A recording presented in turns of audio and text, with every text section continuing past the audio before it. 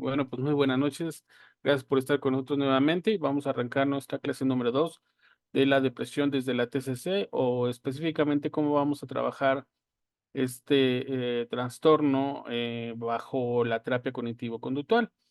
Por ahí les dejé un videíto igual de 15 minutos. Ojalá hayan tenido oportunidad de verlo. Si no, en cuanto tengan oportunidad. Y después les mando el video completo, porque eso es un documental, dura hora y media, pero me interesaba únicamente esta parte donde hablan de la cuestión de la depresión.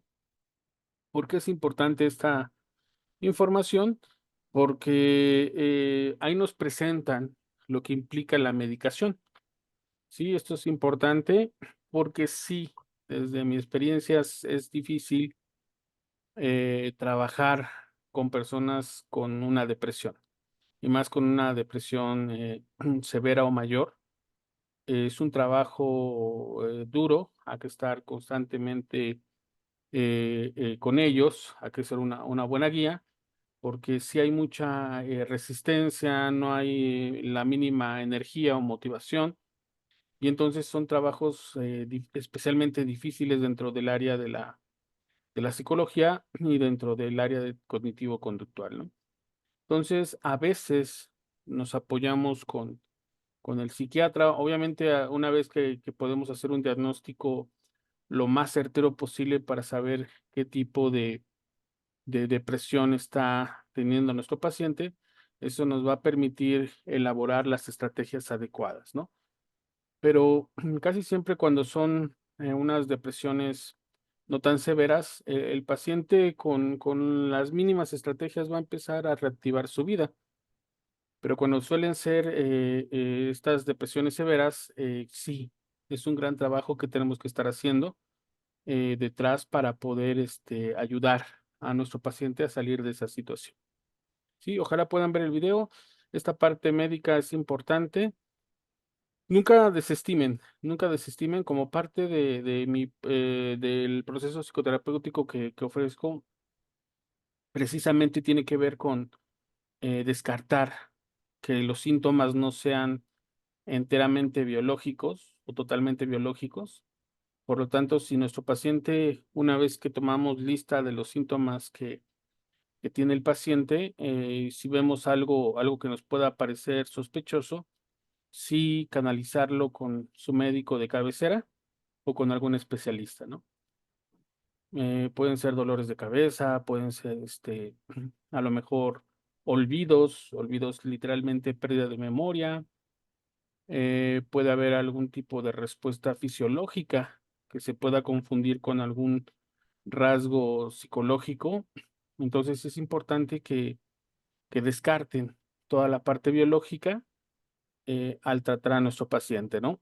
Y también aquí nos pone de manifiesto la importancia de la psicoterapia, porque lo que hace los antidepresivos va a ser aminorar los síntomas.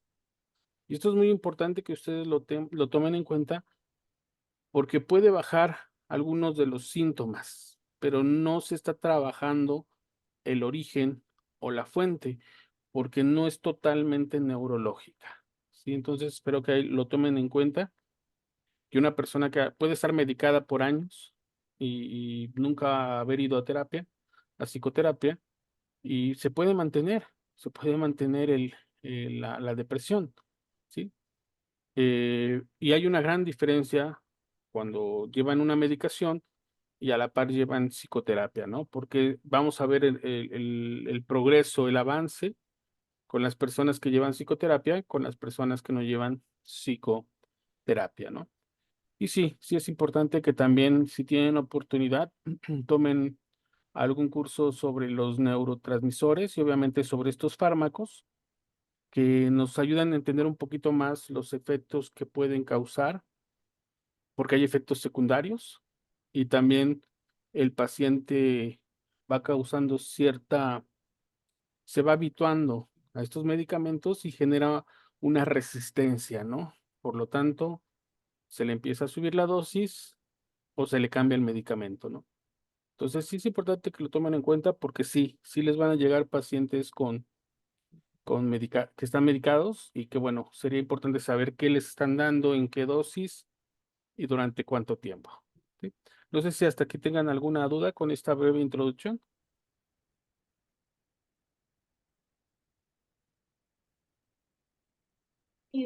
Todo bien. No, profe. Saludos, Dayana.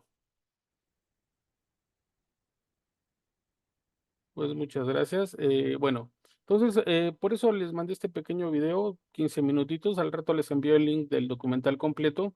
Y bueno, también les había enviado este libro de esa visible oscuridad de Stratum. Y que bueno, también hay unas películas que también les recomiendo, como fue Mr. Jones. eh, También tenemos la de Una mente brillante. Y bueno, Tok Tok. Y bueno, todas estas películas que nos permiten acercarnos a los diferentes trastornos y cómo empezar a diferenciarlos, y en especial la depresión, que obviamente podemos tener consecuencias más severas con una persona con depresión que, por ejemplo, no digo que sea más importante, pero puede generar mayores repercusiones, ¿sí? Nos quedamos en la semana pasada cuando hablamos sobre el diagrama longitudinal, que era muy importante como echar una revisión o una ojeada a la vida, a las experiencias tempranas del paciente, ¿no? Hay que tener esa habilidad por medio del diálogo, empezar a rescatar esas primeras experiencias donde se experimentó precisamente estas sensaciones de falta de energía, de vacío, de no encontrarle sentido a las cosas o a la vida, ¿no? ¿Por qué es muy importante? Porque esas primeras experiencias tempranas, recuerden que van a formar creencias. Nosotros trabajamos con pensamiento y emociones, ¿sí? Este pensamiento y esta emoción está en medio de la situación y de la respuesta. Situación, respuesta, ¿no? Pero en medio de esa situación y esa respuesta están los pensamientos y las emociones que van a forjar, literalmente, van a forjar creencias, ¿sí? Hablábamos de detonadores. ¿Cuál puede ser un detonador? El fallecimiento de un ser querido, por ejemplo. Obviamente es doloroso, claro que es doloroso. Obviamente me refiero a seres queridos, ¿no? Es doloroso esta pérdida y nuestra mente va a intentar adaptarse a la nueva situación que es obviamente la ausencia de este ser querido, al menos en una cuestión física. Entonces nuestra mente va a lidiar tratando de adaptarse nuevamente, ¿no? Hay personas que llevan a cabo este proceso de duelo y sí hay dolor, hay sufrimiento, pero en un determinado tiempo, estoy diciéndolo de manera arbitraria, vamos a pensar que en 3 meses, 4 meses, 5 meses, la persona retoma su vida normal, ¿no? Hablamos de que en sus experiencias tempranas aprendió a lidiar con pérdidas y sí, hay dolor, pero no lo llevó a un estado depresivo, ¿no? A un trastorno depresivo. Hay personas que no tuvieron estas experiencias tempranas ni el manejo de estas situaciones y por lo tanto, en lugar de tardarse 3 meses, 4 meses, 5 meses, se van a un año, año y medio, 2 años o ya definitivamente no alcanzan a procesar este dolor y por lo tanto quedan en un estado de depresión, ¿sí? Entonces sí es importante que ustedes tomen en cuenta estas experiencias tempranas y que no olviden su esquema sobre el cual trabajamos. La depresión es una respuesta a una situación, ¿sí? O sea, la depresión es una respuesta a una situación, ¿sí? La situación es la misma, yo les ponía el ejemplo con el mismo tema de las pérdidas. Se muere el papá o la mamá y la pérdida es para todos los hermanos, ¿no? Para todos los hermanos, para todos los hijos. La pérdida aparentemente es la misma, pero la respuesta de cada uno de ellos va a ser totalmente diferente, ¿no? A lo mejor va a haber uno que no lo va a expresar tan abiertamente, va a haber otro que lo va a expresar abiertamente, va a haber uno que va a llorar mucho, va a haber otro que no va a llorar, ¿sí? Esto va a depender Digo, es totalmente subjetivo y por eso cuando surge la depresión tenemos que echar mano, tenemos que echar una revisada a estas experiencias tempranas que forjaron literalmente las creencias de cada persona, ¿no? Y obviamente esto nos lleva a supuestos condicionales y a la formación de estrategias de afrontamiento. ¿Cómo lidiamos con estas pérdidas? ¿A qué voy con esto?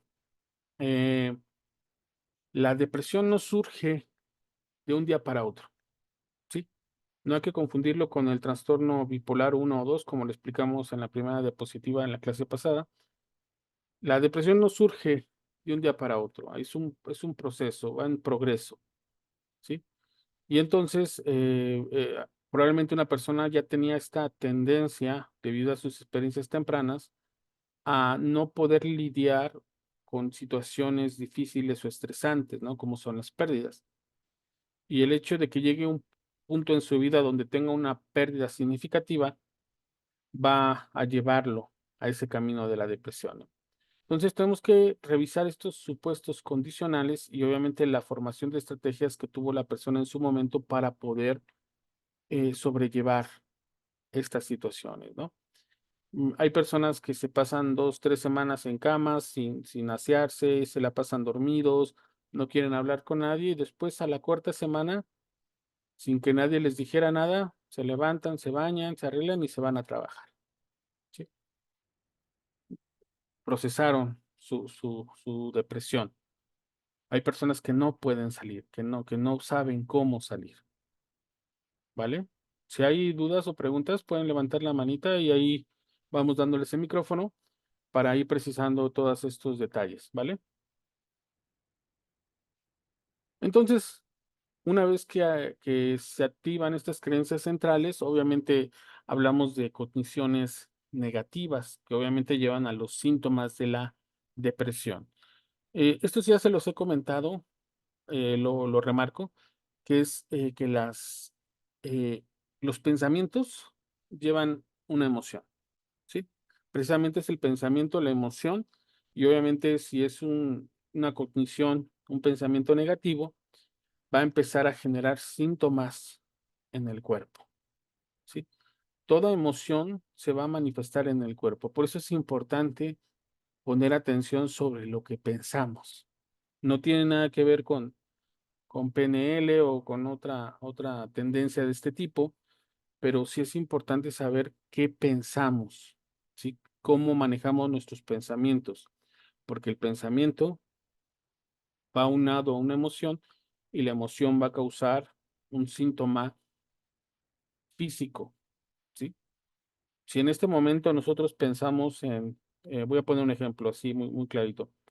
Si en este momento nosotros pensamos en comida, cada una va a pensar en la comida favorita, en lo que más les gusta, se van a dar cuenta que, por ejemplo, alguien pensó en pizza, o alguien pensó en pozole, o alguien pensó en tacos, ¿sí? Aparentemente puede resultar inofensivo pensar en algún tipo de comida, pero este tipo de comida puede estar asociado a algo emocional. Ejemplo, es que cuando es mi cumpleaños como tacos, o cada 8 días cuando llegaba papá nos llevaba a comer tacos, ¿sí? Entonces está asociado ese pensamiento a una emoción y nos va a causar una respuesta física porque todas las emociones se manifiestan en el cuerpo, ¿sí? Digo, parece algo que no tendría una conexión, pero tiene toda la conexión. Vamos asociando las cosas, la comida. La comida, por ejemplo, la asociamos a eventos especiales, con personas especiales, ¿sí? Y hay una carga emocional, por lo tanto, qué tan importante es que ustedes puedan ver el pensamiento, la emoción y cómo actúan en nuestro cuerpo, ¿no? Porque obviamente una persona con un trastorno de depresión, trastorno depresivo, está generando este tipo de pensamientos que lo está llevando a este tipo de emoción. Entonces, tenemos los síntomas de la represión, ¿no? Monse, te escuchamos. Gracias, profe. Primero que nada, buenas noches a todos. Y mi pregunta ahí sería, por ejemplo, también tiene que ver mucho, obviamente, el tipo de personas, es decir, a lo mejor a unos les afecta de manera corporal en alguna zona más que a otros. Muchas gracias, Monse. Sí, sí, recuerden que las emociones se pueden manifestar físicamente. Hay zonas muy claras, ¿no? El estómago.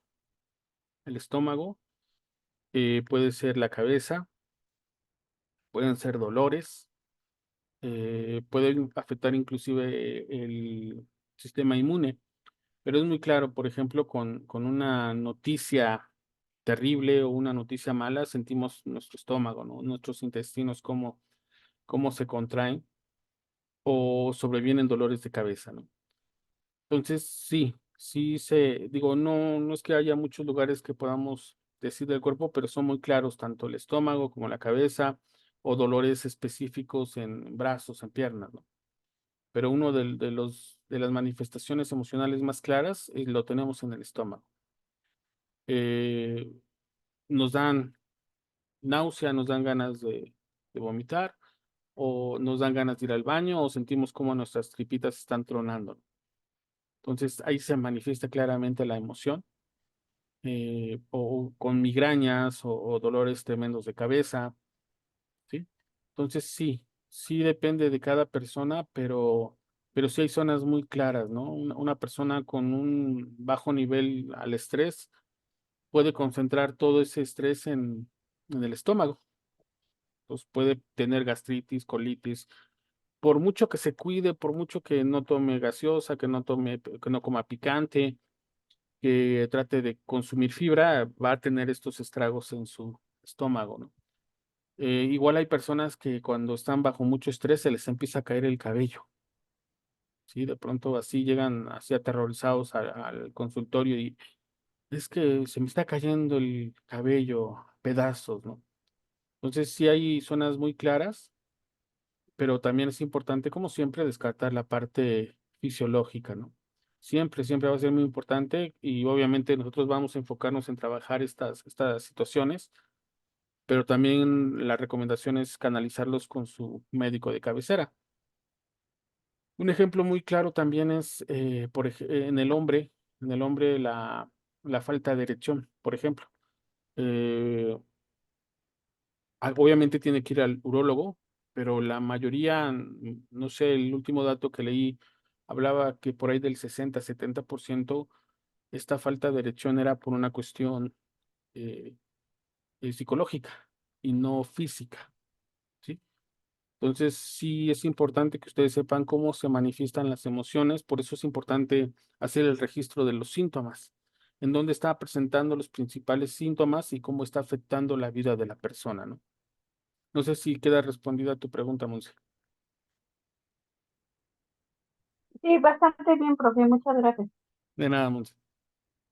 Bueno, entonces, sí es importante que ustedes lean estos síntomas y obviamente específicos los de la depresión. Hay unos síntomas muy característicos, como pueden ser la falta de energía, cansancio extremo, un sueño también muy abundante, eh, pensamientos de vacío.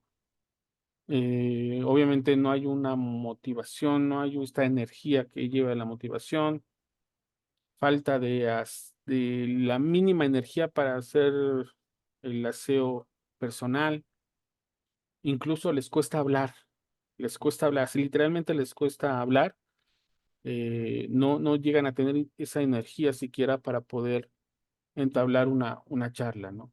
Entonces, cuando uno está con un paciente con depresión, suelen ser sesiones de pronto muy silenciosas, ¿no? Por un lado, recuerden que una de las técnicas de entrevista o de intervención terapéutica es el silencio, porque presionamos en cierta manera al, al paciente a que hable e intente llenar estos huecos incómodos, pero sí suelen ser muy pausadas, muy cortadas, incluso le cuesta concentrarse o mantener el hilo de la conversación, ¿no? Entonces, igual, digo, ustedes tienen que poner mucha atención. No pongo todos porque va a depender, como lo mencionamos, de manera subjetiva, tanto estos síntomas afectivo, conductual, cognitivo, físico o motivacional. Sí varían de persona en persona, pero algunos que sí van a ser muy, muy claros, ¿no? La persona puede llegar desaliñada, arrastrando los pies, con los hombros hacia abajo, con su voz muy queda, a bajo volumen. Pues todos estos síntomas, ustedes tienen que llevar este registro para poder, obviamente, poder identificarlos y, bueno, en este punto empezar a elaborar una estrategia, ¿vale? ¿En qué nos vamos a apoyar? Si tienen preguntas, alguna duda?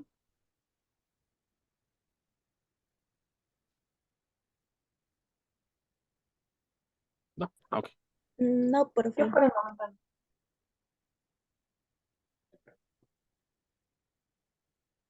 no. ok.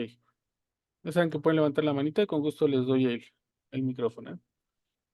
¿Cómo vamos a poder tener una claridad sobre este tipo de pensamiento? ¿Cómo es que funciona la mente de una persona con depresión? Esto es muy interesante porque vamos a tratar de imaginar y en este caso esquematizar cómo es que piensa una persona con depresión. Igual se puede plantear para una persona con ansiedad, para otra persona con otro trastorno, cómo es que piensan, cómo es que elaboran estos procedimientos, estos procesos, ¿sí? Para eso vamos a utilizar el diagrama de esquema, ¿sí? Qué es el diagrama de esquema? Recuerden que nosotros hablamos de esquemas como creencias centrales que establecen, obviamente, la fuente de pensamientos que nos llevan a una conducta. ¿Sí? Pero a qué nos referimos con un esquema? Aquí se las define como una estructura mental hipotética que nos ayuda a organizar la información entrante. ¿Qué quiere decir?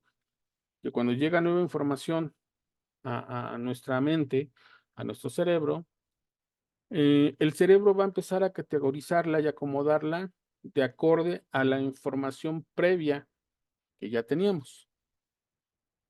¿Sí? Por ejemplo, ahí les pongo en color amarillo puertas y abajo pongo patas, ¿sí? Pero yo pongo al lado derecho, pongo mesa y automóvil. Automáticamente, cuando ponemos solamente estas cuatro palabras, puertas, patas, mesa y automóvil, y si nos piden que asociemos las palabras, lo vamos a hacer de acuerdo a esa experiencia ya previa. ¿Qué quiere decir? Vamos a organizarlo de acuerdo a esa información ya establecida. Entonces, cuando pienso en puertas, pienso en automóvil, ¿sí? No podría pensar en patas y automóvil, ¿sí? Porque no está en mi base de datos, en mi información previa. Ni tampoco podría pensar que una mesa tiene cuatro puertas, ¿sí? O que tiene puertas una mesa. Entonces, nuestro cerebro, nuestra mente o nuestra psique, como ustedes quieran mencionarlo, ya va a generar una categorización previa y va a acomodar, va a organizar, va a generar ese esquema de acorde a nuestros conocimientos previos. Entonces, si nos dicen puertas, ¿dónde lo pones? ¿En mesa automóvil? Decimos automóvil. Si decimos patas, ¿en dónde lo acomodas? ¿En mesa automóvil? En mesa. Asociamos, ¿sí? Asociamos y esto nos permite una organización de la información entrante. ¿Por qué es importante entender esta forma en que vamos organizando nuestra realidad? Porque precisamente una persona con depresión va a organizar la información entrante en ese sentido, ¿sí? ¿En qué sentido? A partir de sus creencias centrales. Por eso les digo que la depresión no surge de un día para otro, sino es un progreso, es progresiva y que puede haber un detonador, pero no quiere decir que fue el causante de la depresión, solamente la manifestó, pero ya a lo mejor la veníamos arrastrando, ¿no? Les pongo un ejemplo. Tienen una bonita relación, todo parece que está funcionando bien, es un buen chico, es un buen hombre, las quiere mucho, ya están planeando su boda, tiene una solvencia económica, pero ustedes no se sienten bien, ustedes se sienten tristes, se sienten deprimidas, se sienten vacías, ¿no? Entonces echamos mano a esta revisión de experiencias previas y por ahí sale una expareja de la cual no procesamos el duelo de la separación.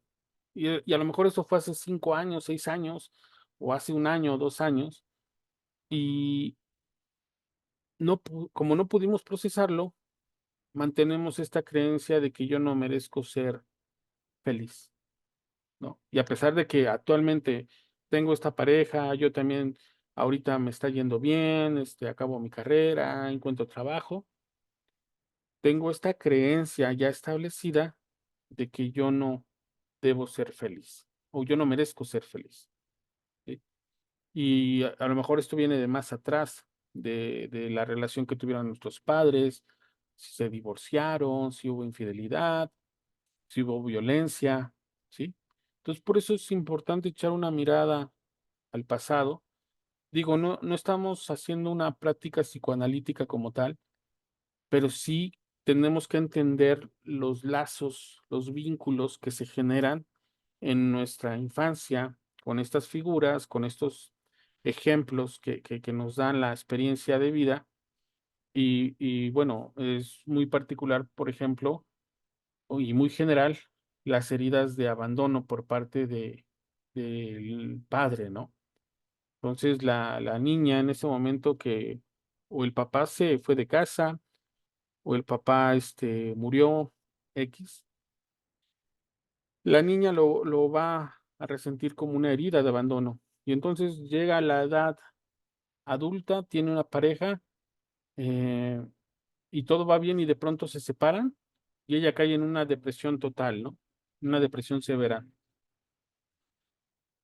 Y podemos adjudicársela a la reciente separación, pero muy probablemente gran parte de esa depresión no sea solamente de esa separación, sino de esa creencia central, ese esquema central que experimentó cuando era niña.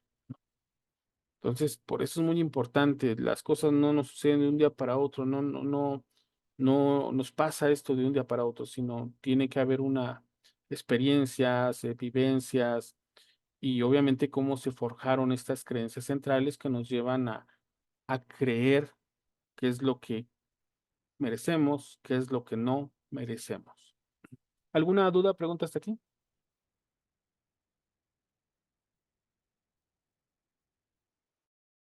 No, Yo, profe, profe, todo bien. ¿sí? ¿Puedo? Adelante, adelante.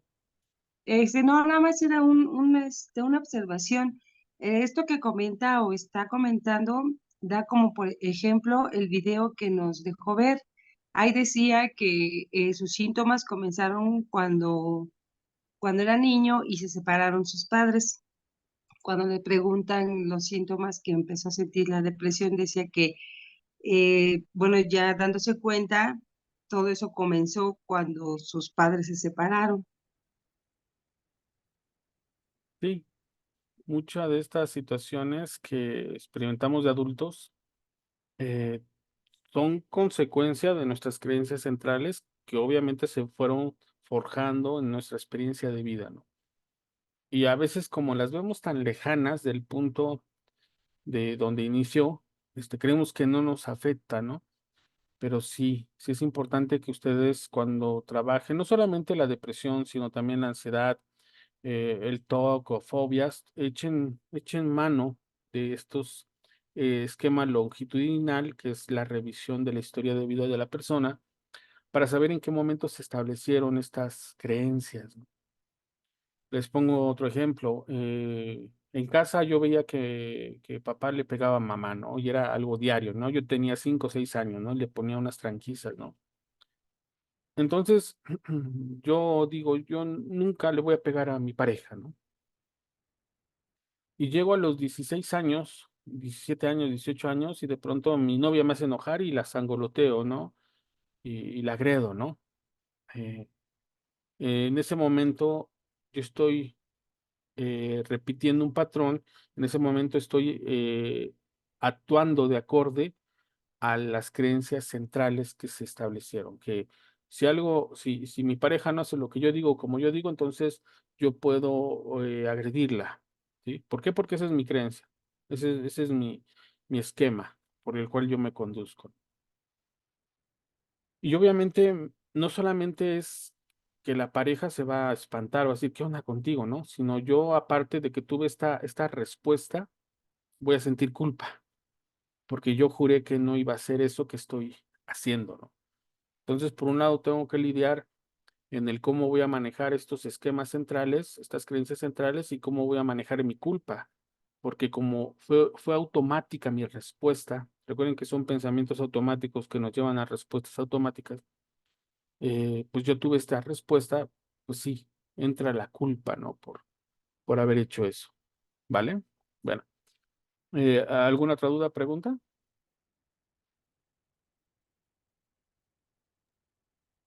No, profe, gracias. Muchas gracias. Entonces, es importante cómo imaginarnos o construir cómo es que funciona la mente, ¿no? A partir de este diagrama de esquema, yo les planteaba, bueno, si me dicen, ¿qué asocias con esta palabra? ¿No? Puertas, automóvil o patas, mesa, ¿no? Porque es la forma en que está organizado mis esquemas internos. Esto va a pasar con una persona que tiene un pensamiento depresivo, ¿no? Ahí les puse en la parte superior situación negativa. eh, la persona piensa, es que no gano tanto en este nuevo trabajo como en el anterior, ¿sí? Y como mi creencia central es que yo soy un fracasado, esta, esta situación de que no me pagan más, de hecho me pagan menos en este nuevo trabajo, están reforzando esa creencia, es que soy un fracasado, ¿sí? Mi esposa, como ve que me estoy ganando menos, que empezamos con problemas, me dice, no sirves para nada, ¿sí? Entonces, yo voy a mis esquemas centrales de que soy un fracaso, soy un fracasado, y esta situación, ¿qué está haciendo? Está reforzando mi creencia central, mi esquema central. Y entonces, como pierdo el trabajo o cambio de trabajo a uno donde me pagan menos, empiezan los problemas en casa por lo económico y lo emocional con mi pareja. Entonces yo tengo que salir de casa. ¿Y a dónde voy? Pues a casa de mis padres. Pues tengo que dejar a mis hijos, a mi todavía esposa y me voy a casa de mis padres, a mi cuarto de adolescente cuando vivía con ellos. Entonces pienso, ahora a mis 40 años, ahora sigo viviendo en casa de mis padres. Y esta situación negativa va a reforzar la creencia de qué? De que soy un fracaso, ¿sí? Entonces, una persona con esta visión depresiva, todas las situaciones negativas, lo único que van a hacer es reforzar lo que yo ya creo saber, que soy un fracaso, un bueno para nada, que soy un inútil, que no tengo futuro, ¿sí? ¿Qué pasa cuando aparecen situaciones favorables? Ahí se los puse en la parte. Adelante, Monse. Perdón, profe, ahí, por ejemplo, en este diagrama que nos coloca, no sé, se me viene a mí a la mente, por ejemplo, la creencia central se puede implementar incluso desde la infancia, es decir, no sé, que a lo mejor no sé, mamá, papá o abuela mencionen que a lo mejor nunca hacía bien las cosas o que era, pues en este caso, como por ejemplo, de que repetían que a lo mejor era un tonto o un fracasado.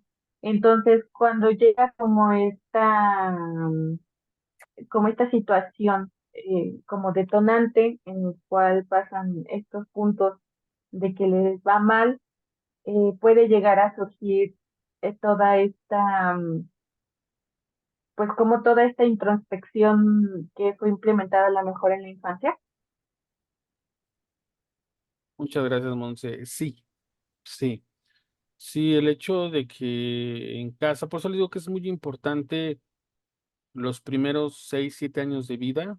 Incluso Watson decía que infancia es destino, que era muy importante cómo se forjaron nuestras creencias porque van a ser centrales, ¿no? Entonces, si desde niño que tienes 4, 5, 6 años te dicen que eres un tonto, que eres un inútil, que eres un fracasado, que no entiendes, esto va a forjar esa creencia y cuando llegamos a la adolescencia o la adultez, vamos firmes, convencidos de que somos un fracaso, ¿sí? Vamos totalmente convencidos, ¿no? Entonces, cuando se presentan las situaciones negativas como las que les mencionaba, pues de pronto lo que hacen es reforzar lo que yo ya creo saber, que soy un fracaso, ¿sí? Por eso les digo que no nacen de un día para otro, ¿no? Porque de pronto dicen, ay, ¿cómo te sientes mal por lo que te dicen? Bueno, es que no fue de ahorita, ¿no? Si nadie confió en nosotros, imagínense ya en la etapa adulta, confiar en uno es complicado, ¿no? Porque pues es que nunca nadie me alentó, nadie me motivó, nadie me dijo, vas bien, échale ganas, o la palmada en la espalda, o eres muy bueno en lo que haces, ¿no? ¿No? Y a veces no se necesitan hogares realmente duros o difíciles, ¿no? El simple hecho de que el papá y mamá no hayan tenido estas herramientas para dárnosla, y tú llegabas con tu 10 a tu casa, llegabas con tu 10, mamá, mira, me saqué 10. Tu mamá se te quedaba viendo y te decía, bueno, para eso vas a la escuela. Y tú decías, no, pues sí, no. Entonces imagínense cómo fue forjando estas creencias centrales y entonces empezamos a minimizar nuestros logros, ¿no?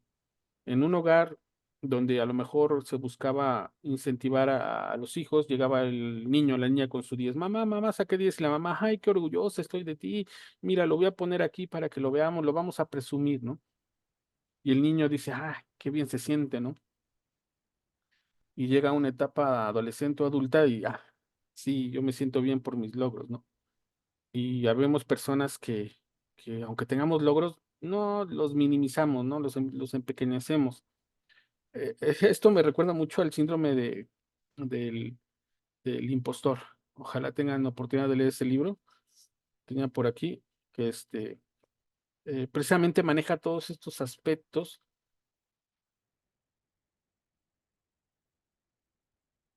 Tienen oportunidad y sí, sí, precisamente pues minimizamos, ¿por qué? Porque mi creencia es que esto es mi chamba, si yo tengo que sacar buenas calificaciones, si saco 10, ¿por qué tengo que hacerlo? Pero el día que saco 8, me ponen una regañiza, ¿no? ¿Cómo que sacaste 8? ¿Por qué sacaste 8, no? Y obviamente entra la culpa, sí, ¿por qué saqué 8? Si ellos me dan todo, si yo vivo nada más para la escuela, ¿por qué no me esforcé más, no? Entonces, sí es muy importante, así como lo menciona su compañera, que estos esquemas o creencias centrales se forjan desde la infancia y se van forjando a lo largo de nuestra vida, ¿no? Aquí lo importante es que ustedes sepan que sí se pueden cambiar, ¿eh? Sí se puede modificar, sí se pueden cambiar. Es un proceso como todo y proceso implica tiempo, pero vamos a revalorizarnos, a revaluarnos, a darnos una valía, una plusvalía, ¿sí? Y es el trabajo que se hace en terapia, porque si en mi infancia, en lugar de celebrarme mi 10 lo minimizaban, pues yo aprendo a minimizar mis logros. Y aunque tenga logros así significativos, no, pero pues nada más acabé la licenciatura. Sí, pues nada más acabé la maestría. Sí, pues ahí tengo un doctorado, o sea, lo minimizamos. No le damos ese valor, no lo tomamos con esa felicidad o esa emoción alegre y lo minimizamos. Y sí, sí tiene que ver precisamente con estos esta infancia, estos vínculos o estas relaciones con nuestros padres, ¿no? Es un tema agudo. ¿Por qué digo agudo? Porque no estoy diciendo que los padres sean malvados o que lo hayan hecho de mala fe. Como yo les decía, a lo mejor ellos no tenían las herramientas para transmitírnoslas. Entonces, probablemente ellos ni siquiera les lograron o les festejaron uno de sus logros, no se lo celebraron, ¿no? A lo mejor era más rígido la educación que les dieron nuestros abuelos, nuestras abuelas a ellos, ¿no? Entonces, digo, menciono esto porque no se trata de quitar nuestra responsabilidad en nuestra autovaloración, pero sí es bueno que sepan que sí hay una fuente, hay un origen que hay que trabajarlo, ¿no? Porque llegamos a una edad adulta en donde minimizamos todo, nos desvalorizamos y entonces me deja la pareja y sí, pues sí, me dejó porque yo no valgo nada, ¿no? Que soy menos que nada, ¿no? Por eso no me quiso, ¿no? No, cuando una pareja terminamos una relación no es porque nos dejen por algo mejor, simplemente porque no éramos compatibles, porque no coincidimos y punto, pero no porque valgamos menos. Ah, es que el otro es más guapa, más guapo, más listo, más lista, tiene más dinero. No, no, no. Tiene que ver con problemas de ellos, no de nosotros. Sin embargo, es difícil entender esto, ¿no? Cuando uno está grande piensa, ay, es que no tengo amigos porque no valgo. La gente me rehuye, no valgo para la gente, ¿no? Y así crecemos, así vivimos, pensando que todo corresponde de allá para acá, cuando realmente es la forma en que nos pensamos a nosotros mismos. ¿Alguna otra duda, pregunta?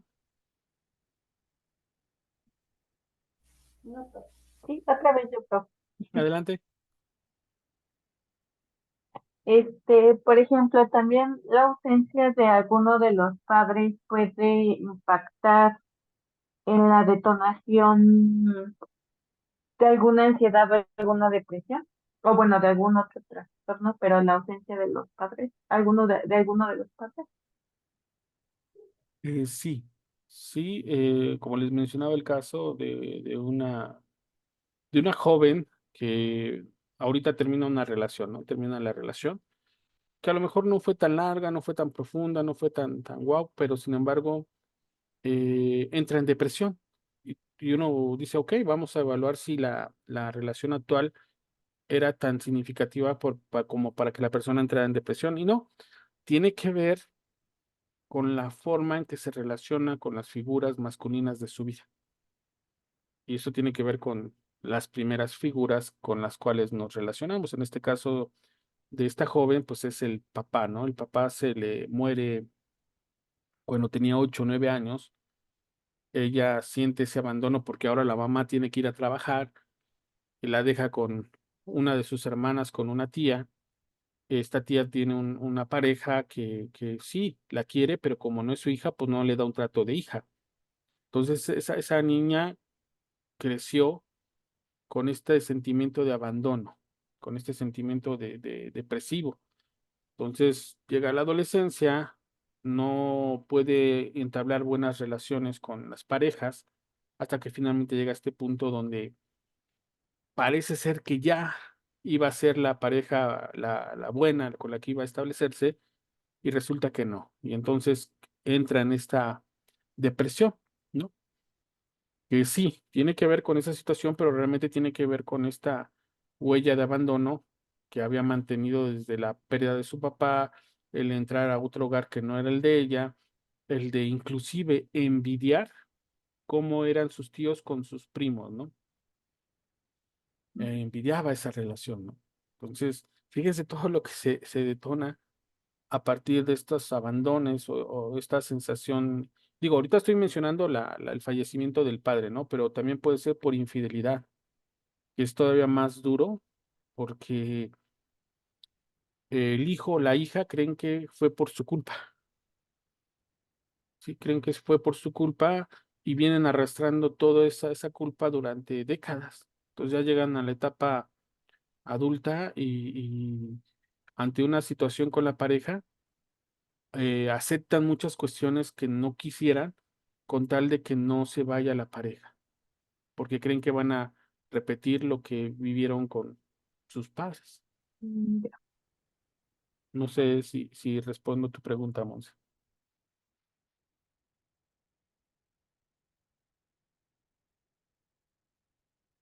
¿No? Sí, muchas gracias, profe.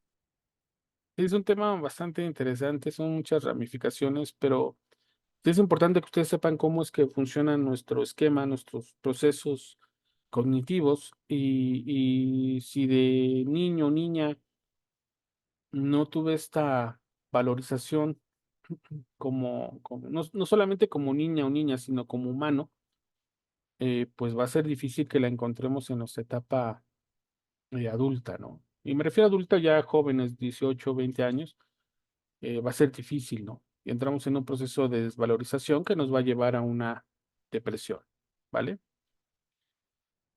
Entonces, ya vimos las situaciones negativas. Vamos a ver las situaciones favorables y cómo una persona con un trastorno depresivo no va a asimilarlas o aceptarlas como debería ser. ¿A qué voy como debería ser? Una situación favorable. El jefe, su nuevo jefe, lo felicita porque hizo un buen trabajo, ¿sí? Esa es una buena situación. Sin embargo, la persona con un pensamiento depresivo va a distorsionar esa situación favorable en una situación negativa para que entonces pueda accesar a sus creencias centrales. ¿Qué quiere decir? Ahí ven la flechita verde como entrecortada que va a estas letritas negras que dice, solo lo hizo porque soy nuevo. O sea, me felicitó porque soy nuevo, no porque haya hecho un buen trabajo, ¿sí? Desde ese momento yo me estoy desvalorizando y esta creencia de que lo hizo por convivir, sí la acepto y la dejo pasar, porque sí refuerza mi creencia central de qué, de que soy un fracasado.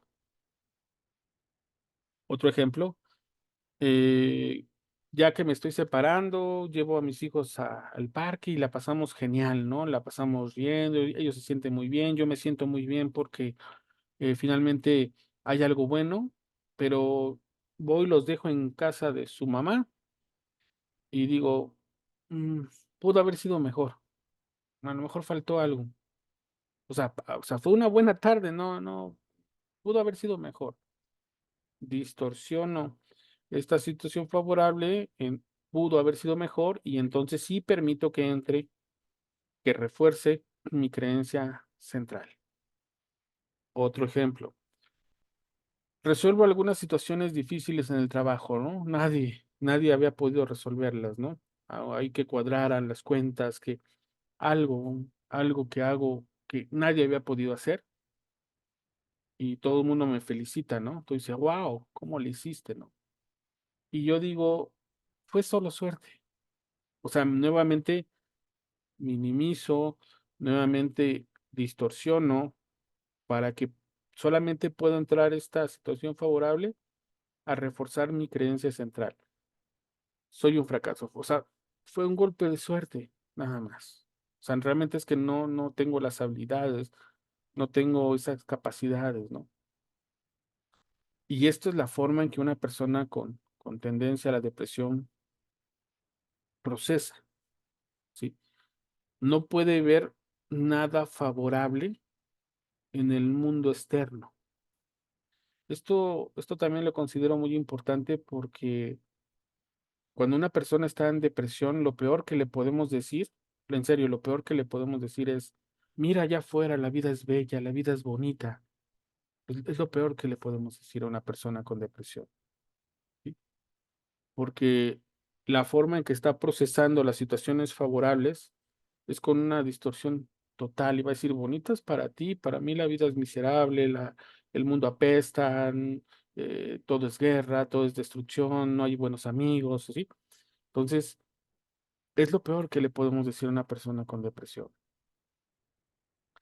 Hay que tener cuidado la forma en que vamos a tratar de reestructurar este esquema y cómo vamos finalmente a reestructurar estos esquemas centrales, estas creencias centrales que puedan permitirle pensar de una manera diferente lo que está viviendo, ¿no? ¿Puede, puede dar un ejemplo sobre eso, profe? O sea, ¿cómo sería más favorable decirles?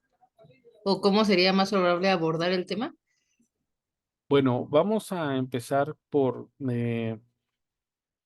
primeramente, es importante que sepan que no trabajamos nosotros con motivación. ¿Con qué trabajamos? Ya, digo, me estoy adelantando un poquito, pero ¿con qué trabajamos con una persona con depresión? Con rutinas, con planes. Entonces, ¿sabes qué? Necesitamos que hagas 10 minutos de ejercicio. Pero es que no tengo ganas, no tengo motivación, no, pero va a ser necesario que hagas 10 minutos de ejercicio. Va a ser necesario que hagas 15 minutos de lectura. Va a ser necesario que hagas una rutina todos los días y que la cumplas. ¿Sí? O sea, nosotros no vamos a trabajar con motivación. Con lo que vamos a trabajar es con hábitos. Hábitos que le vayan permitiendo gradualmente reincorporarse o que vayan activando su cuerpo y su mente. ¿Sí? No, no es tanto como sentarnos a hablar con ellos. Esto también se los comparto en mi experiencia. La sesión se tiene que sacar de esa hora de sesión, se tiene que sacar de ese espacio, de ese consultorio para trasladarse a la vida del paciente. Esto también lo considero muy importante. Eh, el solamente verbalizar, el solamente estar hablando con la persona no va a cambiar en mucho su situación o su forma de que ve el mundo. Necesitamos que saque la terapia y la lleve a casa. ¿Cómo? Haciendo ejercicio, leyendo, siguiendo su rutina diaria, ¿sí? Y nos va a decir, es que no tengo ganas. No, no importa que no tengas ganas. Es que no me siento motivado, no es necesario que te sientas motivado. Hazlo. ¿Por qué? Tienes que hacerlo. Reincorpórate a tus actividades cotidianas, lo más cotidiano que puedas. Ya más adelante les explicaré por qué la motivación no es una buena herramienta. La motivación es fugaz, sí, es efímera. Podemos tener golpes de motivación, pero una vez que cae, ya no nos sirve. Les pongo un ejemplo. El 31 de diciembre, ¿no? Cuando todos están atiborrando las uvas y prometen, ahora sí voy al gimnasio, ahora sí voy a leer este libro, ahora sí voy a hacer, se sienten con esa energía al tope, ¿no? Eh, Mañana empiezo, no, pero mañana es primero, no, empiezo el 2. Y llega el 2, bueno, empiezo el 3. ¿Por qué? Porque la motivación en ese momento ya cayó, ¿sí? Entonces, ¿cómo trabajamos con una persona con un trastorno de depresivo? Obviamente tenemos que evaluar qué grado de depresión tiene, pero lo ideal es la cuestión ocupacional. Una persona que está ocupada física y mentalmente va a poder reactivarse de manera gradual. No sé si respondo tu pregunta, Dayana. Sí, profe, gracias. Sí, no, no es así como que solamente la sesión y yo te diga, no, a ver, vamos a ver. Sí, es importante identificar estas creencias centrales, ¿no? Como lo platicábamos. A lo mejor encontramos el detonante, o mejor dicho, el epicentro, no el detonante, el epicentro en la infancia. Vamos a pensar que el papá se fue de casa, se fue con otra pareja. Y esa pareja con la que se fue tú tenía dos hijas, ¿no? Y ella se queda en casa con su mamá, ¿no? Ella es una niña y se queda en... Y entonces la niña en ese momento piensa que se fue por su culpa y que la cambió por otras hijas. Entonces esa niña va a tener muchos problemas ya de adolescente o de adulta en cómo se relaciona con las parejas, en su elección de pareja, ¿no? Entonces en sesión podemos descubrir esa situación, podemos dirigirnos a esa situación, pero lo importante es que si esa situación le provocó una depresión, bueno, ¿cómo vamos a trabajar esa depresión? Va a ser importante que establezcamos un plan, una rutina y que la trabajes diario, que forjemos hábitos para trabajar ese estado de falta de energía y de vacío. ¿Sí? Entonces, Sí, es bueno conocer con este esquema longitudinal, pero es qué vamos a hacer, ¿no? Digo, no me quiero adelantar mucho, que es donde vamos a estar trabajando, pero sí, el hecho de que la persona sepa que lo que les está sufriendo o está pasando en este momento no es de ahorita, ¿sí? No fue la pareja con la que terminé, no fue por el empleo que dejé, no fue por el cambio de casa, sino porque esto ya lo venía arrastrando. Y eso le va a dar un confort, le va a dar, le va a dar un alivio que uno no está loco ni loca, no es algo que no se pueda transformar y que con trabajo va a poder salir adelante. ¿Sí? Entonces, esto es importante e indispensable que se lo planteen siempre que haya esperanza, siempre que lo decida el paciente, para transformar su creencia central, ¿no? Brevemente les platico el caso es un cuento.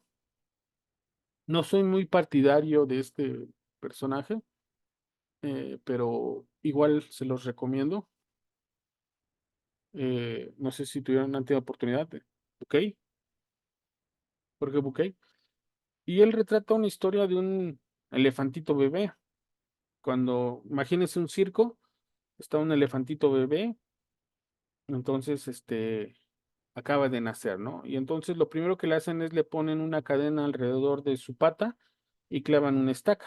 ¿Sí? Entonces el elefantito, por más que intenta zafarse, pues no puede porque está pequeño. ¿Ok? Y al otro día lo intenta, y al otro día lo intenta, y finalmente se cansa y dice, nunca voy a poder zafar esa estaca, ¿no? No voy a poder salir de aquí. Pasan los años y el elefantito se convierte en un elefantote. Pero ¿qué creen? Ya no intenta mover la pata para zafarse, porque mentalmente, en su memoria, sabe que las veces que lo intentó, no funcionó, por lo tanto no lo intenta de nuevo. ¿Sí? Entonces, digo, este cuento me gustó porque puede explicar cabalmente lo que pasa a una persona con una situación depresiva. Va a decir, es que ya lo intenté, ya lo hice. Bueno, en otro momento tú tenías otras herramientas. Y esto creo que también les va a ayudar mucho, que en cada etapa de nuestra vida vamos a tener ciertas herramientas para afrontar las situaciones. Y no es lo mismo, por ejemplo, Dayana de hoy en día que Dayana de hace 5 años o Dayana de hace 10 años. Hoy tienes más herramientas, hoy tienes más habilidades, desarrollaste más habilidades. Por lo tanto, hoy podemos afrontar las situaciones de manera distinta, ¿sí? Y aquí hay algo muy importante, no juzgar, por ejemplo, en el caso de su compañera Dayana, no juzgar la Dayana de hoy, la Dayana de hace 5 o 10 años. ¿Sí? ¿Por qué? Porque simplemente no es la misma. No contaba con las mismas herramientas, no contaba con todo este arsenal que hoy contamos. Por eso cada etapa de nuestra vida es distinto, ¿no?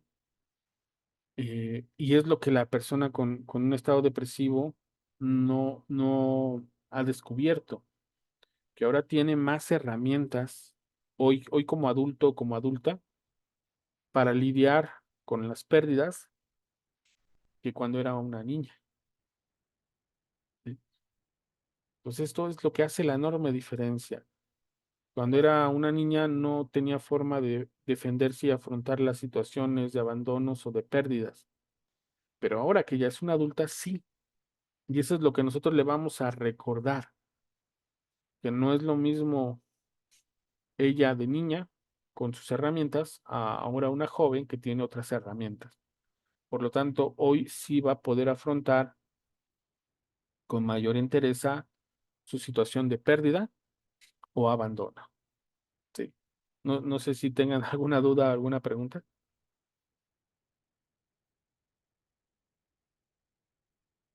No, profe.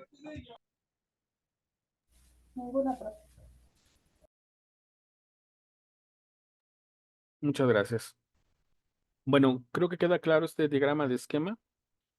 Una persona con un pensamiento depresivo va a buscar situaciones negativas para reforzar su creencia central y todas las situaciones favorables las va a distorsionar para que si llegan a entrar a nuestra psique, a nuestro aparato psicológico, lo hagan de una manera distorsionada y que solamente refuercen estas creencias centrales, ¿vale? Aquí también nos a- vamos a tener como una herramienta lo que corresponde a la tríada cognitiva, que tiene que ver obviamente con lo que estábamos platicando en la otra diapositiva. Tiene que ver con tríada cognitiva, ¿sí? La visión negativa de sí mismo, la visión negativa del mundo, de la gente que nos rodea, y la visión negativa del futuro. Una persona con depresión va a ver todo negativo hacia ella, hacia la gente que la rodea y hacia lo que puede ser el futuro, ¿sí? Esto va a llevar a que tenga una dependencia incrementada y aquí pueden surgir los pensamientos suicidas. No voy a pronunciar mucho esta palabra porque luego me va a vetar si lo subo a YouTube, la plataforma. Por eso le vamos a llamar dependencia incrementada, ¿no? Estos pensamientos de que es mejor parar ese sufrimiento psíquico con quitándose la vida, ¿sí? Va a haber una parálisis de voluntad. ¿Qué quiere decir? Ya no quiero moverme, ya no quiero actuar, ya no pretendo moverme, que es lo que llamaríamos el ánimo deprimido y el deseo de evitación, ¿sí? Estos procesos son muy claros desde que dejamos de salir, dejamos de convivir con la familia, pasamos aislado mucho tiempo, casi siempre en nuestro cuarto, recámara, donde nos dejen, eh, incluso tapados con las cobijas, no queremos hablar con nadie, no nos interesa nadie, todo es negativo, todo es horrible, todo es un futuro negro y lo mejor que puede pasar es que yo deje de existir. Sí. Por eso es complicado y bueno, aquí les hago una referencia. Una persona con depresión, con un trastorno depresivo, va a ser muy difícil que atente contra, contra su vida. Y ustedes dirán, ¿cómo? Eh, sí, puede llegar a atentar, pero cuando empieza a recuperar su energía. Recuérdense que una persona con depresión es esta ausencia de energía, de voluntad, de motivación. Entonces, imagínense la cantidad de energía que necesitamos para atentar contra nuestra propia vida. Es mucha la energía, es muchísima. Ya sea por medio de una pistola, de pastillas, ahorcamiento, con otra forma, se requiere mucha energía, porque luchamos contra un instinto de sobrevivencia. Sí, es como si ustedes quisieran meter la mano al fuego, pues no, es difícil, no podemos meterla porque está ese instinto que nos jala la mano, aunque nosotros queramos, pensemos en meterla, nos jala el instinto de sobrevivencia.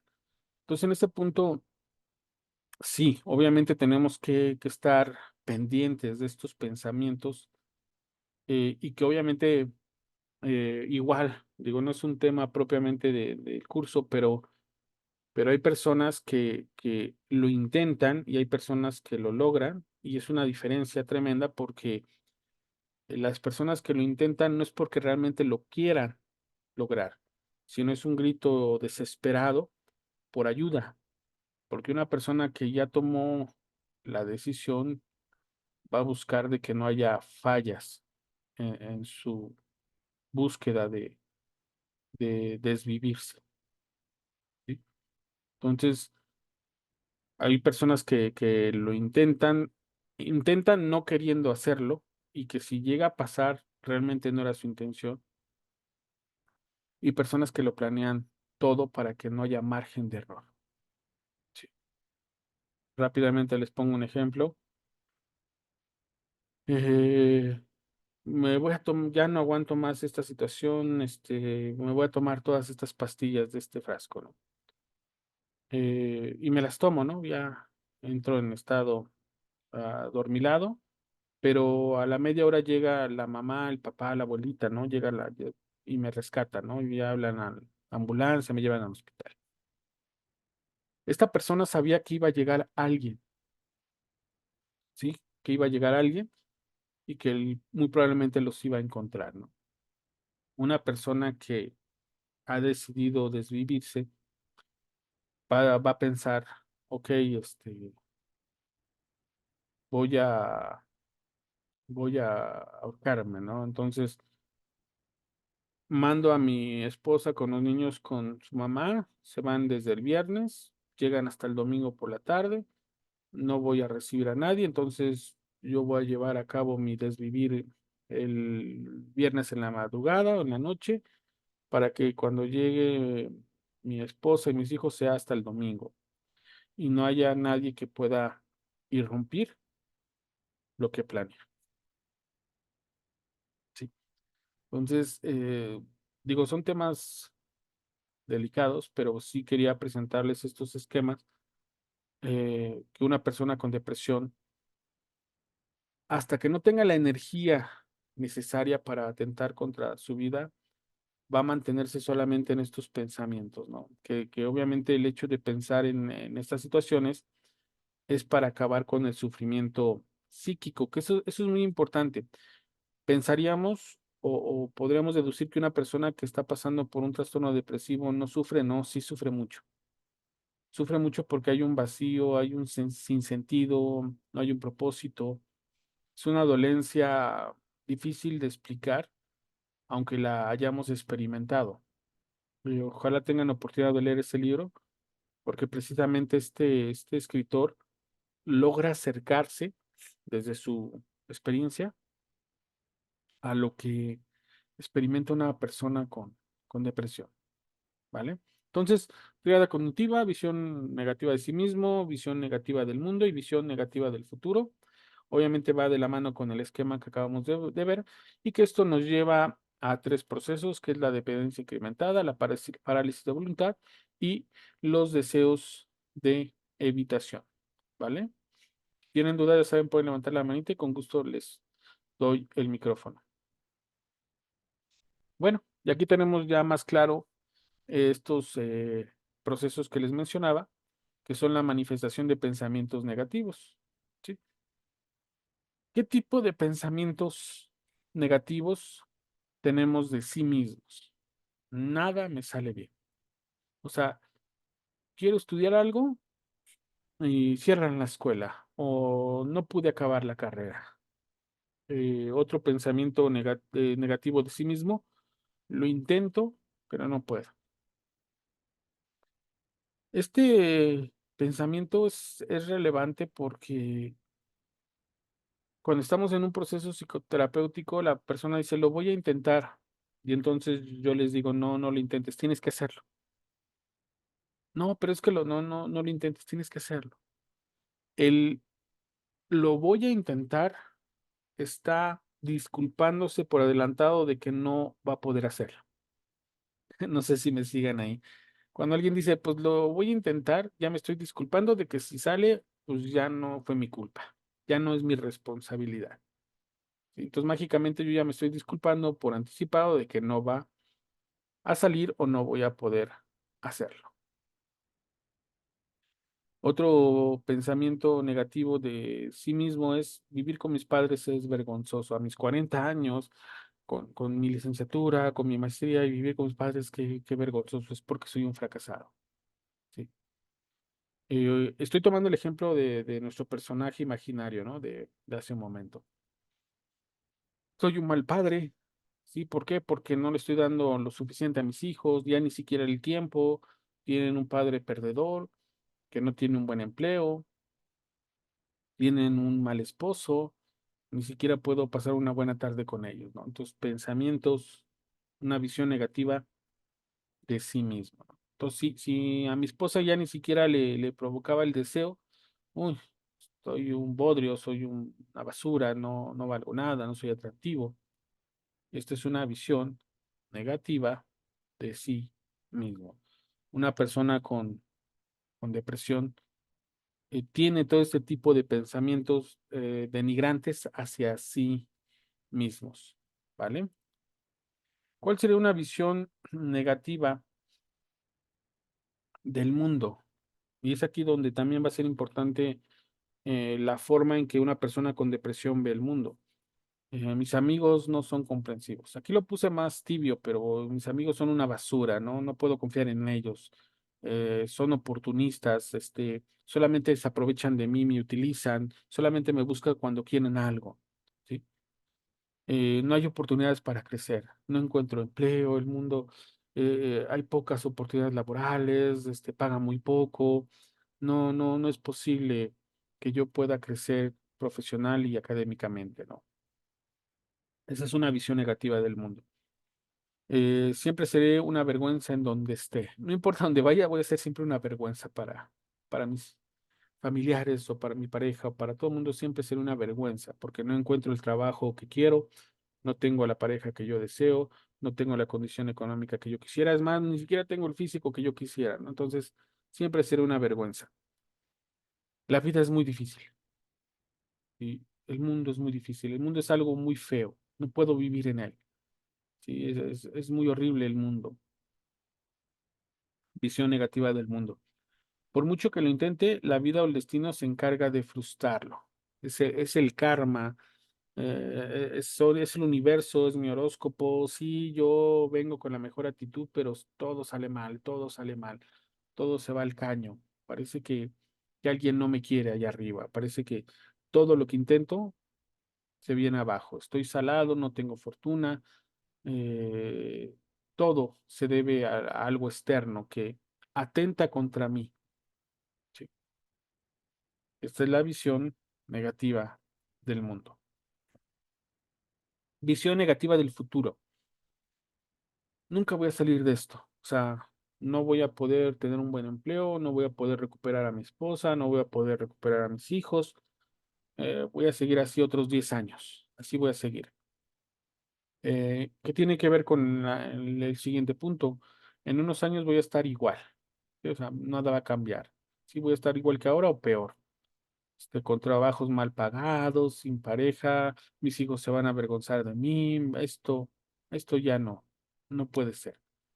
Voy a perder a mis hijos, ¿no? ¿Por qué? Porque no les voy a poder dar la vida que yo esperaba o darles la vida que yo quería. Por lo tanto, ellos no me van a querer si yo no llevo dinero a casa, si no paso tiempo con ellos. Voy a vivir en casa de mis padres para siempre, ¿sí? No, ya no. Apenas si gano para pagar la pensión, para mantenerme a mí, para darle algo a mis papás. No, esto va a ser así ya para siempre. ¿Sí? Eh, Podría ir a la cárcel por no pagar mis deudas, ¿no? Este es un pensamiento negativista del futuro que predomina mucho en nuestra población, ¿no? Me embarqué con un préstamo, saqué algún aparato a crédito y ya me están amenazando, ¿no? Que me van a caer con un MP y que me van a encarcelar y entro en temor, obviamente un temor con fundamento, ¿no? Porque ellos me dicen que me van a encarcelar, ¿no? Y entonces yo pienso generar este tipo de pensamientos que como debo tanto voy a ir a parar a la cárcel, ¿sí? Una visión negativa del futuro. ¿Ya para qué trabajo si de todas formas voy a ir a parar a la cárcel? Ya ni le hago el cuento. Mis hijos se van a avergonzar de mí. Esto tiene que ver va bailado con nosotros pensamientos de esa visión negativa del futuro. Por eso es por ello que una persona con un trastorno depresivo, al tener una visión negativa de sí mismo, una visión negativa del mundo y una visión negativa del futuro, ve como una solución el desvivirse. ¿Por qué? Porque no valgo nada, la gente a mi alrededor no vale nada y no tengo futuro. ¿Sí? Edith, adelante.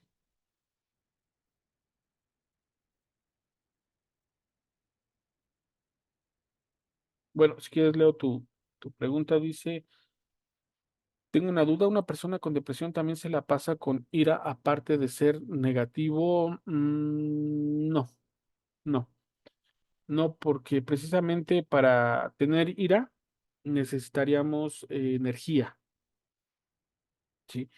Una persona con depresión lo que menos tiene es esa energía, ¿no? Esa motivación siquiera para tener ese coraje, ese enojo para afrontar la situación. Entonces, no.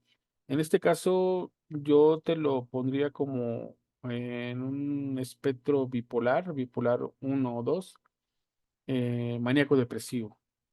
Sí, que de pronto tienen estas detonadores de energía que también pueden llegar a ser agresivos, muy violentos, y estos bajones depresivos, ¿no? Entonces, estas personas bipolar van a tener este tipo de respuestas y va a haber momentos en donde sí pueden entrar en este enojo, en esta ira contra la vida por su condición, pero inmediatamente en cuanto entren a la depresión, ¿sí? Lo voy a plantear así, es como cuando se desinfla un globo. El globo está aquí, se desinfla, ¿no?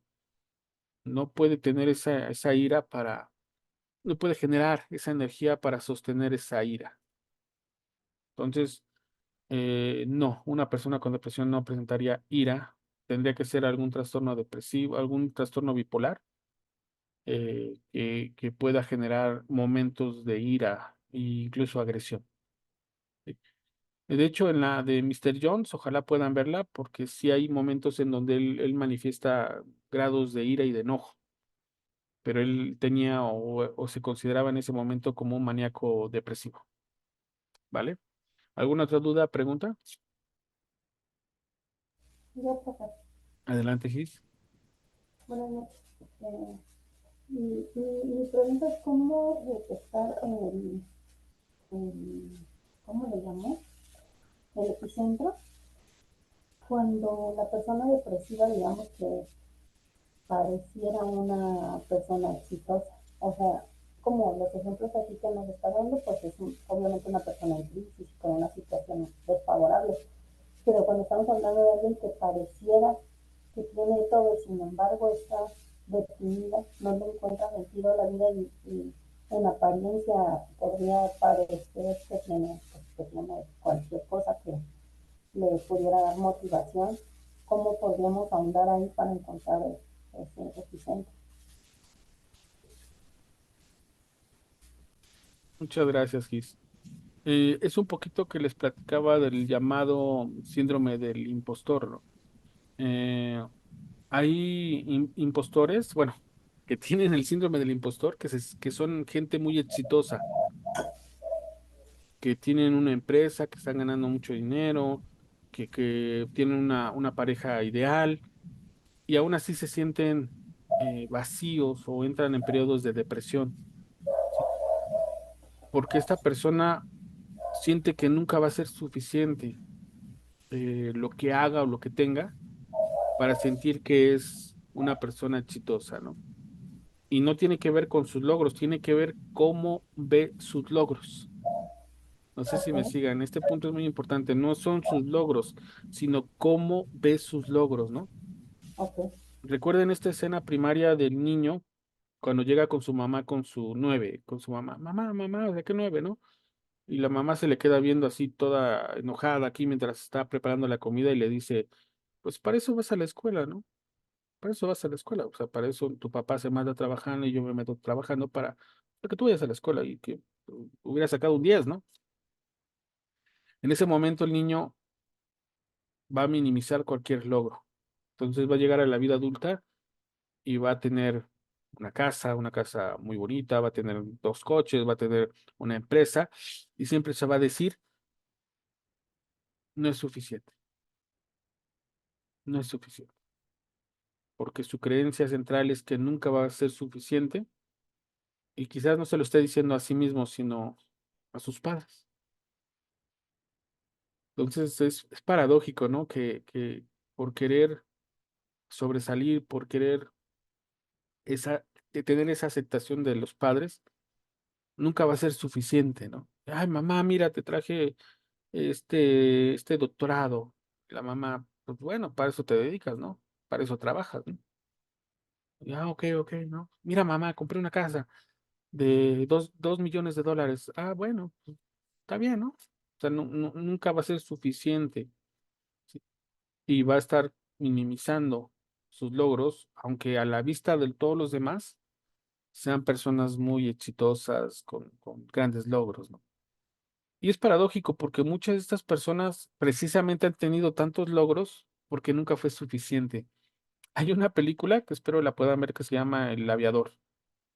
Es con Leonardo DiCaprio, que retrata a una persona con TOC y con fobias.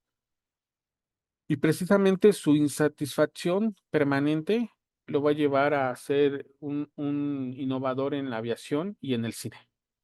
Pero porque siempre tenía esa insatisfacción, nunca era suficiente para él. Nunca fue suficiente, pero esto tenía que ver con estos epicentros. Y bueno, no, no es tan fácil identificar un epicentro, ¿no? Si va en ese sentido también la pregunta, Gis, porque hay que revisar. Por eso es este esquema longitudinal. Vamos a tratar de identificar varios momentos. A lo mejor no es uno, sino son varios momentos en nuestra vida que nos han llevado a forjar una creencia central. Entonces, probablemente no sea solamente un momento, ¿no? Yo trato de ponerles un evento para que quede más claro, pero, ejemplo, voy a retomar el caso de la niña que el papá se va porque tiene otra relación. Entonces, el papá se va, la niña de 8 años no sabe cómo lidiar con eso, se siente culpable.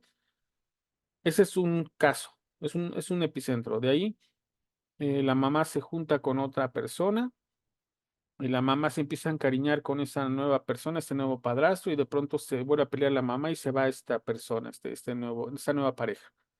La niña vuelve a resentir esa situación y vuelve a sentir ese abandono. Llega a la adolescencia, tiene un novio del cual se encariña mucho a sus 13 años, 14 años, y de pronto descubre que la engaña. Entonces ya fueron 3 momentos en su vida significativos que reforzaron esta creencia central, que no fue solamente una. ¿Sí? Entonces, no sé si respondo a tu pregunta, Gis. Sí, profe, gracias. Supongo que más adelante nos va a explicar cómo, digamos, cómo desactivar esas creencias o cómo cambiarlas, ¿no? Sí, sí, de todas formas, ya saben que les comparto las diapositivas y bueno, sí les recomiendo esta parte de esta película y digo, para ampliar un poquito más el bagaje y poder comprender, ¿no? Cómo hay momentos en la historia de nuestra vida que van reforzando o forjando estas creencias centrales, ¿vale? Una pregunta más que el libro que nos dijo, sí nos dijo un libro, ¿verdad? Que respecto al síndrome de impactar, ¿me lo puede repetir o mandar por mensaje? Sí, ahorita les paso la fotografía, no lo tengo en PDF, si no se les compartía, y el de Bukey, que son cuentos que podemos ocupar para analogías o metáforas que tengamos con nuestros pacientes, les contamos una pequeña historia como para poder explicarles una situación. Sí, entonces ahorita les comparto las fotos en el grupo. Muchas gracias. Gracias, Gis. Profe, una pregunta. Adelante. En su experiencia, una persona con depresión severa, ¿como cuánto tiempo puede tardar en recuperarse? Ayudándose, claro, de medicamentos. En mi experiencia me ha tomado a veces hasta año y medio, Normita. Eh, Ah, Puede llevar su medicación, entramos en el proceso psicoterapéutico. Las primeras sesiones son muy difíciles. Puede haber mucho llanto, pueden ser sesiones extremadamente de llanto y los progresos o los primeros cambios pueden tardar hasta 2, 3, 4 meses, a pesar de que la persona sea constante, sea esté llevando a cabo la tarea que se le plantea, pero sí. sí digamos que lo más difícil son los primeros meses de trabajo, ¿no? En algunos casos sí me ha llevado hasta año, año y medio. Y sí, obviamente se empieza a notar los avances enormes, de pronto ya sale, de pronto ya convive, de pronto ya se viste diferente, de pronto ya tiene pareja, o sea, de pronto son cambios agigantados, pero los primeros pasos son muy difíciles, ¿no? Y aquí viene un punto importante. Llegan dos, tres sesiones y de pronto ya no aparece, ya no vuelven a comunicarse con uno. Obviamente nos queda el sinsabor de que, pues, no sé si pudimos haber hecho algo más, pero dejan las sesiones. O hay pacientes que están dos, tres sesiones, se desaparecen dos, tres meses y vuelven a iniciar las sesiones, se desaparecen dos, tres meses y vuelven a iniciar las sesiones, ¿no? Entonces sí es algo desgastante en muchos aspectos, pero sí requiere mucho tiempo. Ok, profe, y por ejemplo, una vez que ya se les da de alta, eh, ¿qué se recomienda para que no vayan a recaer? Ah, muy buena pregunta, Normita. Bueno, siempre tenemos que dejar en el escenario la posibilidad de recaídas, ¿eh? Siempre, siempre, ya sea para un trastorno de ansiedad, ya sea para una relación de pareja, ya sea para un trastorno depresivo, siempre tenemos que dejarles claro que puede haber recaídas.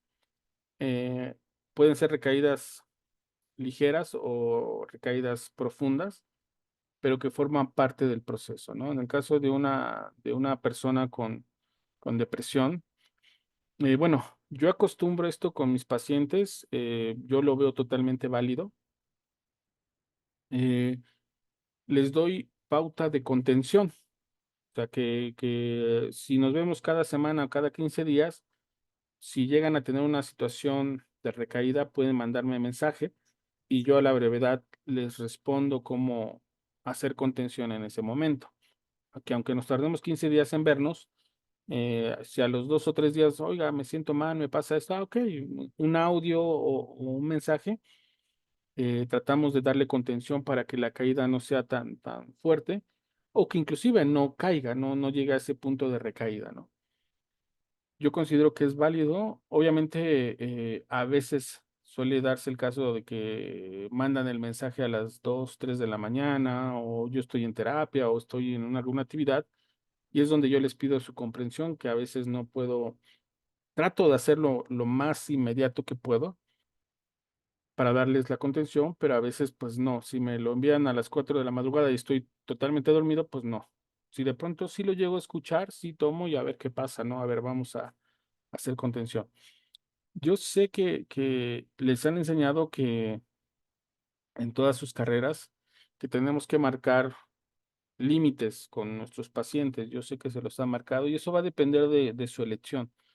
Hasta dónde ustedes estarían comprometidos por la salud de sus pacientes, pero eso ya es algo que ustedes tienen que decidir. En mi caso, lo he hecho así. Sí les ha ayudado muchísimo y obviamente esto también me ha ayudado a que tenga muchos pacientes. Sí se ha propagado este método y bueno, en lo particular a mí siento que puede ser una buena herramienta para ellos tenerme como red de apoyo y les funciona, ¿no? Pero es algo que ustedes tendrían que decidir. ¿Alguna duda o pregunta? Gracias, profe. No. No, profe. De nada, Normita. Bueno,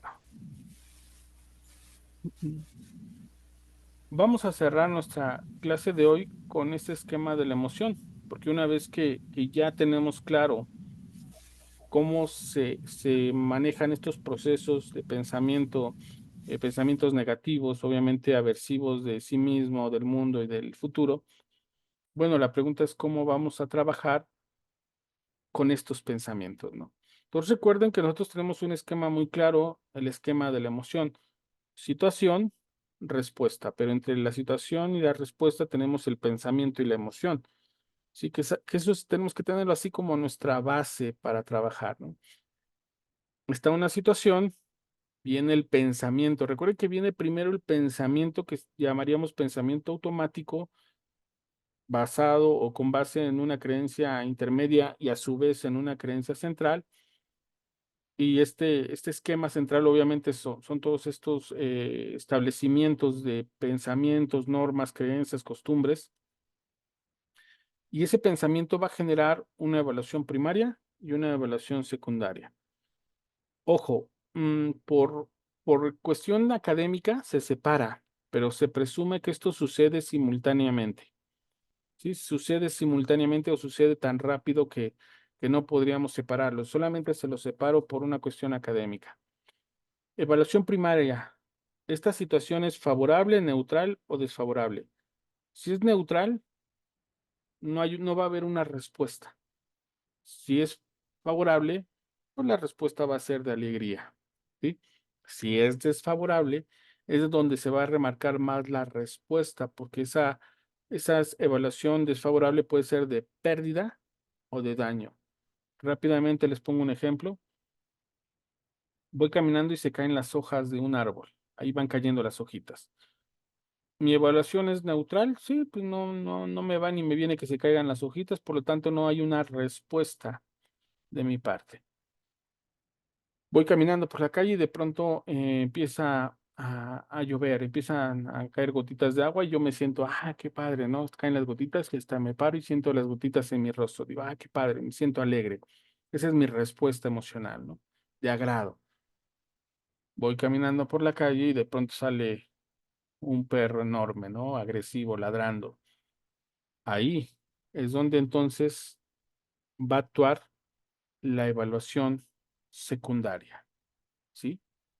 Cuando caen las hojas, pues no es neutral la evaluación. Cuando cae la lluvia es favorable. Bueno, es algo agradable que no requiere una respuesta más allá. Pero cuando es una evaluación desfavorable de pérdida o de daño, actúa la evaluación secundaria. ¿Qué puedo hacer y cuáles son mis herramientas, la autoeficacia, para afrontar esa situación? ¿Sí? ¿En qué corresponde esa autoeficacia? Bueno, que nos va a llevar a una respuesta. Una respuesta, recuerden que es conductual, de lucha y escape, emocional y biológica. Voy a poner un ejemplo. Sale este perro, entonces está ladrándome y le veo intenciones de morderme, ¿no? ¿Cuál puede ser mi respuesta conductual? Echarme a correr. ¿Sí? Salgo corriendo porque está ese perro, ¿no? O me paro y busco una piedra, ¿no? Busco algo que aventarle al perro, ¿no? Entonces empiezo a mover, empiezo a buscar con los ojos, me empiezo a mover, ¿qué puedo hacer para afrontar al perro, ¿no? Para confrontarlo. Emocional, miedo, ¿sí? Ahí está mi respuesta, miedo, me da miedo que me pueda morder, ¿sí? Y biológica, pues los síntomas que implica la emoción del miedo. Puede ser que mi estómago se contraiga, puedo sentir mis músculos rígidos, se puede acelerar mi respiración, empiezo a sentir cómo mi cabeza empieza a palpitar. Sí, todos los síntomas que se les ocurran de miedo los puedo experimentar. Empiezo a sudar, empiezo a subir mi temperatura, eh, se me empieza a entrecortar la respiración y no sé qué hacer, ¿no? Entonces, este es nuestro esquema de la emoción. Es importante que lo tengan para que nosotros podamos aplicarlo a las personas con depresión y que podamos trabajar con ellas estos pensamientos que están generando esta evaluación primaria y secundaria para llevarlos a una respuesta. Recuerden que es importante, nuestras respuestas tienen que ser adaptativas. La respuesta que tiene una persona con depresión es una respuesta desadaptativa, ¿sí? Entonces, lo que buscamos al conocer este esquema de la emoción, el cómo actúan las emociones en nuestras respuestas, es precisamente trabajar con la persona sobre sus pensamientos para generar una respuesta adaptativa. ¿Sí? Una persona con depresión, su respuesta emocional puede ser la tristeza, pero no es la única emoción, puede haber frustración. ¿Sí? Eso también es interesante, que puede haber eh, una emoción como es la frustración, que también está generando un estado físico, biológico, que obviamente va a repercutir en la forma en que está respondiendo ante la situación. ¿Qué quiere decir? La situación puede ser una pérdida, puede ser terminar una relación de pareja, puede ser que haya terminado mis funciones laborales en una empresa, puede ser que reprobé mi examen o no pude entrar a la universidad que yo quería, puede ser que no encuentro un trabajo, o sea, puede ser cualquier cosa. El punto es cómo lo estoy procesando que me está llevando a una respuesta que es la depresión. No sé si me sigan o tengan alguna duda o pregunta. No, profe. No, pero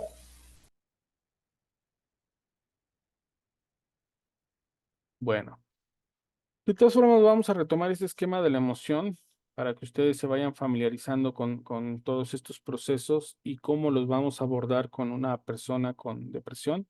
Aunque bueno, ya les adelanté que para trabajar con una persona con depresión va a ser muy importante la constancia, la autodisciplina y la generación de hábitos. Va a ser muy importante. Ojo, la generación de hábitos no requiere motivación, requiere autodisciplina y constancia, ¿sí? No requerimos energía suficiente motivacionalmente hablando para poder forjar un hábito, una rutina o un plan. Entonces, es importante que trabajemos con esto, con la persona desde el primer día.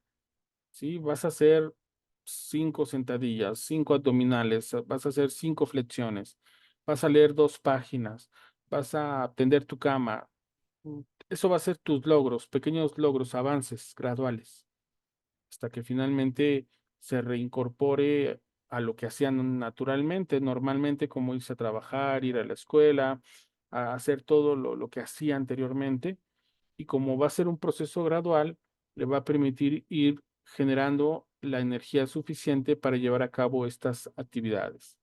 ¿Sí? Obviamente vamos a detectar estos epicentros, como yo les llamo, estos eventos que fueron marcando o que fueron reforzando esta tendencia a la depresión.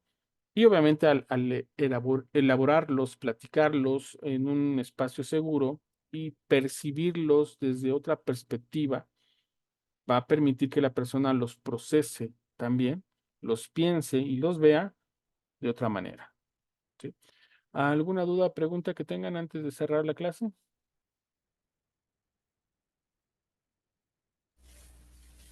no, pero No, profe, todo muy bien. Pues muchísimas gracias por haber estado conmigo esta noche, ya en nuestra segunda clase.